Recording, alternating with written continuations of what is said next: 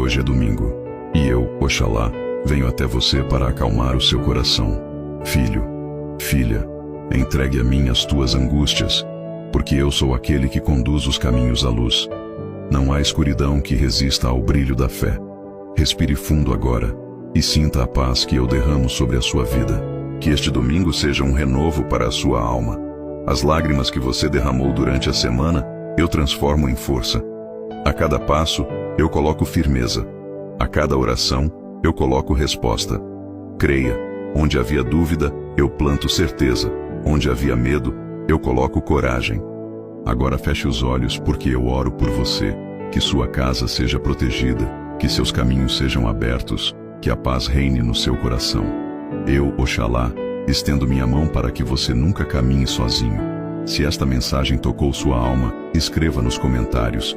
Eu recebo a paz de Oxalá.